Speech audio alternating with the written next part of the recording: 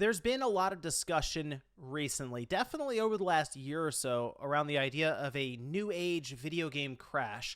I say new age because we technically had one in the US back in the 80s after Atari pretty much flooded the market with a bunch of low quality games that cost quite a bit of money back then.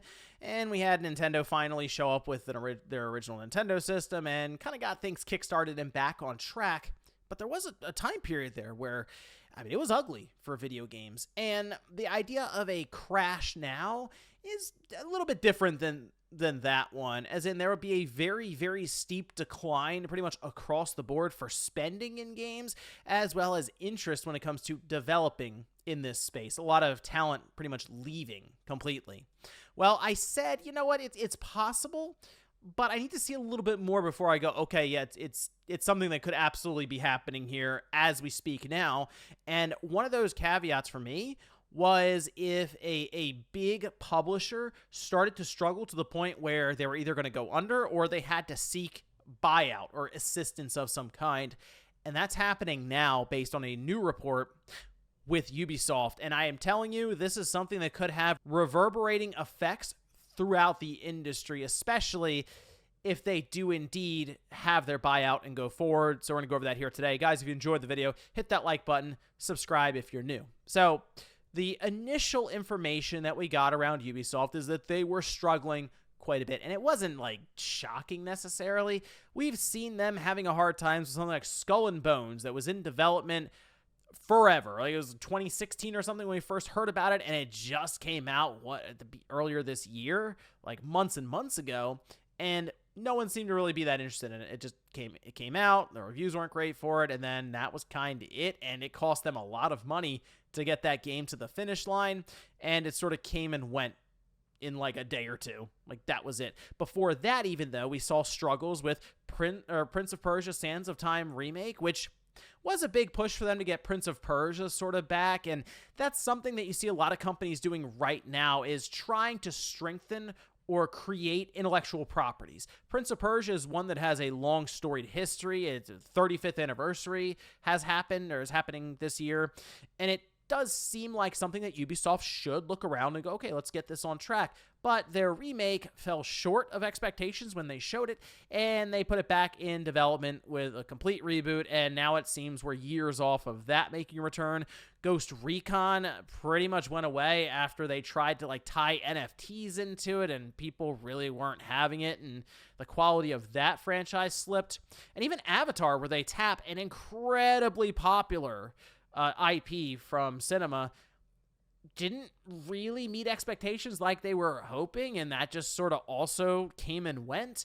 So now when I start to look around and see their big cash cow struggling, that is a problem for Ubisoft. And when I say cash cow, I mean Assassin's Creed, as what should have been a pretty easy, like slam dunk, no problem with Shadows, them finally going to Japan, has caused all kinds of issues and strife online, and it's not necessarily the controversy they'd be looking for that would just have people talking about it but still interested in the game.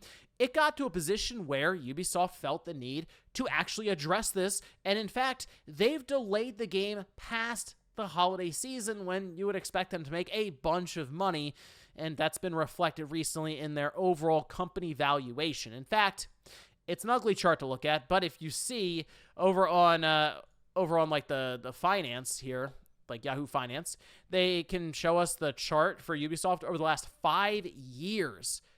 Guys, it's down like almost 80%, and it's only down 77% technically because they had a pretty big boost this week, which we'll get to in a minute. But at one point in 2021, not that long ago, about 3.5 years ago, it was upwards of $85 a share, which was significantly higher in terms of their $1.85 billion market cap that is today, because now it's down to $14.20. As I mentioned, this week it was down as low as like $10. So in a 3.5 year span, they lost 3/4 of their company's value, just like that.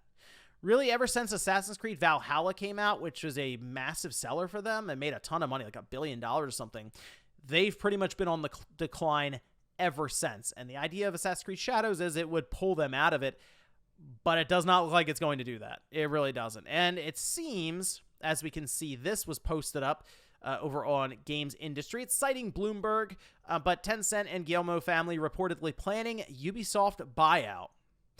The idea here is Ubisoft would become a private company. So they're publicly traded now, but they would need some help, okay? And this is stuff that they are currently evaluating to see if it is something they can do, as they would tap Tencent to help them get it done, as Tencent right now owns 9.2% of the company, of the shares. They've bought that much stock. And then you also have the CEO, Yves Guillemot, who holds just over 20%, like his company holds just over 20% of the publisher's voting rights. So you have 29.2%. You need a majority vote to ensure that you can go private, and then you can set like a price point for each share. It's a whole thing. I'm sure there are people out there who are very much in the weeds with the stock market, finances, accountants, who can probably flesh it out a bit better in the comments if they choose to do so. But essentially, they need to get majority share of the voting in order to set this thing off, to get it going, right? And the idea, when you take something like this private, you can technically become a bit more nimble with your decisions internally, because you don't have external stockholders to worry about. How will your decisions affect your stock and the value of the company based on the trading that day? It does take a lot of pressure out of the decision-making process, we'll say. It would let them really spend time reforming the entire company, and maybe even changing up the way that they approach game design, which, I mean, they need to. It's pretty clear. We see a lot of these Ubisoft games, and we immediately assume it's a Ubisoft formula game, to where it's that open world setup with a map that has a bunch of checkpoints, a checklist game, and you just kind of go through the motions. Even with something like Avatar, that should have felt way different, because it's Avatar, it still kind of felt that way. It was still like, oh, it's a Ubisoft game. Star Wars Outlaws didn't really have anything that jumped off the screen to you as, oh, well, this is incredible. And in fact, when you play it, it still kind of feels like a Ubisoft game. So that's something I would like to see, if they could make that happen. But as we are hearing more and more around game development and concerns, even from, like, this is Epic CEO Tim Sweeney, who says we're seeing right now is that a lot of games are released with high budgets, and they're not selling nearly as well as expected. That's the biggest part there, as expected. There can be games that come out and they don't sell 10 million copies, but the publisher is like, you know what, we were expecting it to sell 1 to 2 million, and it does that. They go, okay, great, it met expectations. How often recently have you heard that a game has not met expectations? I know it's a whole thing with Square Enix, right? Oh, it's not there. But then we hear something like Alan Wake 2 hasn't broken even yet. And you're like, wow, really? It seemed like that was a very fast-selling game for them. But then you realize the development costs, even for Remedy, who's typically pretty good about keeping those things in check, I mean, they're climbing. We see games taking longer and longer to come out. And it does start to come back to the idea of, where would the breaking point be for a big publisher like a Ubisoft? And we're kind of seeing that in real time now. So, as I mentioned, the idea around the video game crash would be a big publisher failing, and then a lot of talent leaving the video game industry, because talent goes from studio to studio, from publisher to publisher, based on jobs, hiring, that kind of thing, right? Well, in the case of Ubisoft, if they did go private, as I think people are kind of expecting them to at this time, which it is wild, by the way, to think that they avoided a Vivendi takeover to now basically sell to Tencent, right?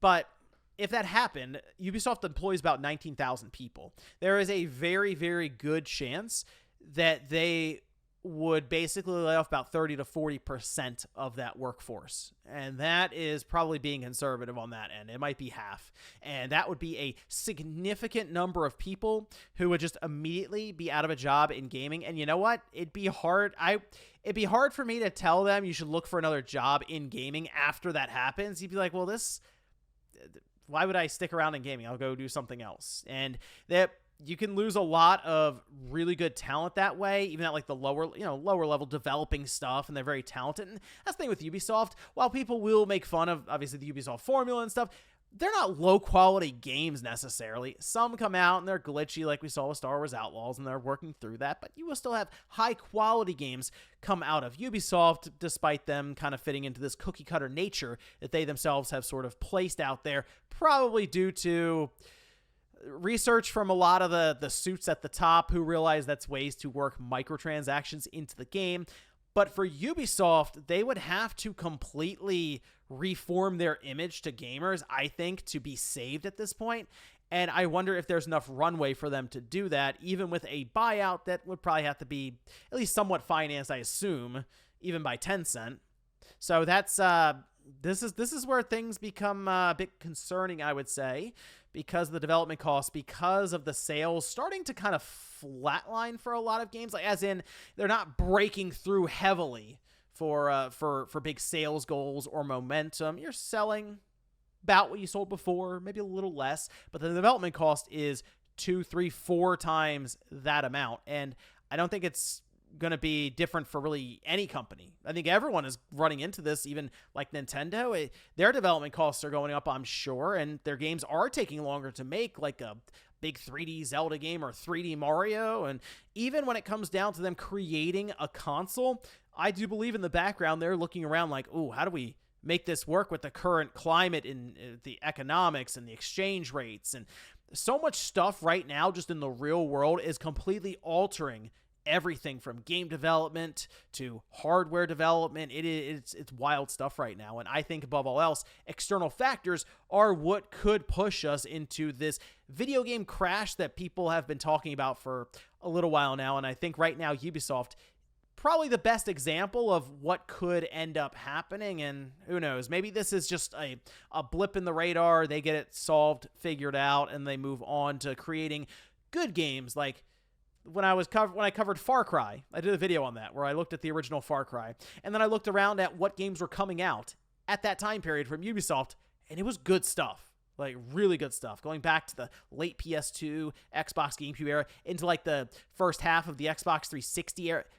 Good stuff by Ubisoft, but they've kind of fallen from there, really, and maybe they figured out, or maybe this is just sort of setting things up for what we can expect from some of the other bigger publishers who maybe start to struggle. They have a miss or two here or there, and all of a sudden they're behind the 8 ball, and what do we do? So that's interesting. It's something to keep an eye on here, especially with Ubisoft and how they go from here, at least with some of the options they're weighing. But something tells me they're probably going to end up as a private company here in the near future.